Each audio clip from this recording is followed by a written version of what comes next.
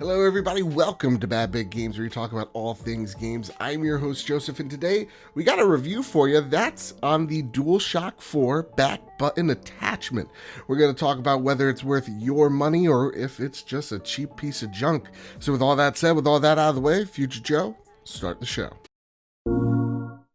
So just like all my reviews, I want to give you my thoughts walking in and give you my thoughts walking out. So my thoughts walking into this little attachment is that it's kind of weird, because as PlayStation fans, we look at Xbox and we're jealous of one thing in particular, and that's their Elite controller. This thing is one of the best, if not the most comfortable controller I've ever owned. And the fact of the matter is that so many PlayStation fans want it for one reason, and that's for the paddles in the back. I mean, PlayStation has tried. They kind of partnered with Scruf, Astros to put out some Elite versions of the PlayStation controller, but we wanted something official from them. And what we got is this weird little box with two little buttons and an OLED screen. So walking in, I'm kind of optimistic. I want this to be good, but my biggest fear is that this thing is gonna feel cheap. It's gonna feel flimsy. So with that, let's get into it. The back of the box tells you exactly what this thing does. It gives you 16 programmable buttons that you could program into the back of the controller. The only buttons it doesn't allow you to program to is the share button, the options button, the touch screen, and the home button. So other than that, all the buttons you really use to play your games, you're going to have programmed on the back of your two little buttons. With that, when you throw away the box like I did without a care in the world, you'll see the instructions, but we don't need them either because this thing is super simple to set up. But before we set it up, this is what it looks like. It is very small, but it is at the same exact time a little chunky like I did fear it would be, but it's not flimsy, right? If you're an old gamer like me, it's not going to give you the Mad Catz N64 controller feel. This does feel like it's coming straight from PlayStation, so there is a feeling of quality with these two little button attachments. So with that, let's set it up, and it's really simple. First and foremost, have your DualShock 4 completely turned off, and then you just plug it in the back here, and it's in. That's what she said. Now you turn it on, and you're going to see something pretty cute, the sacred symbols. Right there, and that's how you know it's on. Now for the next minute, I'm gonna look like the neighbor from Home Improvement, but it's to show you how to set up the back buttons to program whatever button you want. So first and foremost, you hold down here, and it shows you the buttons that you have programmed at the moment, and then you just click, and it's just a little pinwheel. You just select what buttons you want to assign to the controller. It's simple as that. And when you have the buttons you want, you just let go and it's there, it's yours, it's that preset. Now, there's 3 different types of presets. So for me, I play Battlefront 2, I play Apex Legends, I play Call of Duty from time to time, right? And so what I do is I have 3 different presets to the way I want to game.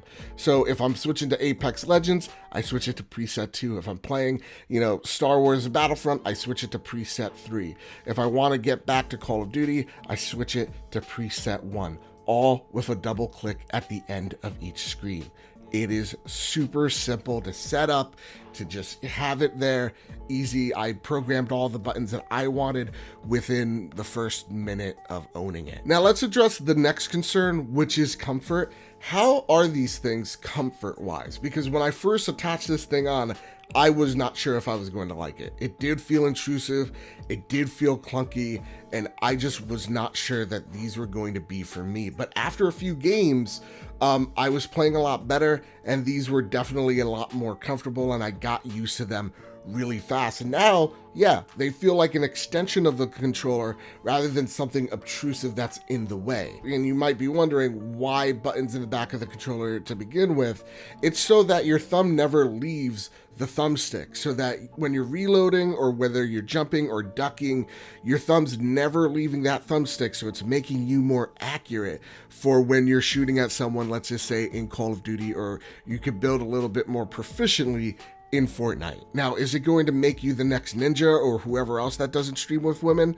Probably not, but if you're already good at Fortnite, it's going to make you a more proficient Fortnite player. It's going to make you a more proficient Call of Duty player. It's going to quicken your reaction time so that instead of, again, putting your thumb off the thumbstick to press a button where you lose accuracy and you lose time, you have the buttons programmed at the back so it's an instant reaction. That's why you have it. My only big complaint about the thumbs or the two buttons in the back is that I could take this advice too. It's a big fat bitch. It can lose a bit of weight. It does look clumsy all around. It does look freaking weird. But the cool thing about it at the end of the day is if you own two DualShock controllers, because the battery life, and trust me, we'll get to it, is horrible on these controllers, you could take it out and put it onto your other DualShock controller and you don't have to configure the buttons again.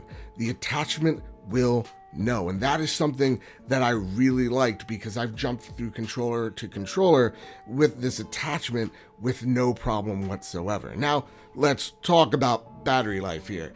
We know that the DualShock battery is horrible. It's awful. It's seriously, to me, the only thing that I hate about the controller is that it just doesn't hold a goddamn charge. I'm glad to report here that attachments don't waste a lot of battery, and the OLED screen is to make sure that it doesn't waste that much battery. So overall, the OLED screen, because it's not using as many pixels and that it shuts off within a second or two, it makes sure that it's going to respect the battery life. So I didn't see anything noticeable. I bet it does drain the battery a bit, but I'm still charging it every 5 to 6 hours like I normally would. So this attachment, you don't need to worry about, is it going to hold a charge? I even played it with my headphones plugged into the controller and I still felt the same amount of time. So at the end of the day, this attachment's pretty damn awesome. Do I recommend it? Yeah. For 30 bucks, it does seem a little steep, but when you look at Scruf, when you look at Astro has their own versions of the Pro controllers, there is nothing like the feel of a DualShock controller, and it's so cheap. I mean, this is 30 bucks compared to a Scruf that's around, what, like 150, 200 bucks, right? Those controllers are super expensive, whereas you could just pay 20, 30 bucks, get this thing on the back of your controller, and you're good to go. The only downside is that it is a bit clumsy looking. It is a bit fat. Ironic. But also it doesn't have another two buttons. But for me, as a person who only uses two paddles whenever he games, that's not a problem for me. And I think it's not going to be a problem for most players out there. At the end of the day, I do think this is a litmus test that PlayStation is testing on its audience to see if people want back buttons on the controller. So I definitely want them. That's why I purchased them. I would love to see Sony go the extra step and do an elite DualShock controller. Let's see if that happens. Let's make it a reality. That's not the hand thing I wanted. Nonetheless, yeah, there you go. That's the DualShock buttons. Go out there, get it. I think it's a no-brainer. As a PlayStation gamer, I definitely love this so freaking much. It definitely won me over. So with all that said, with all that out of the way, that's my thoughts on the back button attachment. Again, I didn't want to give you some bullcrap 4-minute review that just goes over the overview. I wanted to give you something in depth so that you all make an educated purchasing decision. So if you like videos like these, reviews like these, please hit like, share, subscribe. It helps me out, grows this big, beautiful family that I call home. And if you like game news as well, hit that bell, get notified every time I make a video. So with all that said, with all that out of the way, everybody, keep your wits about you. Have a nice one.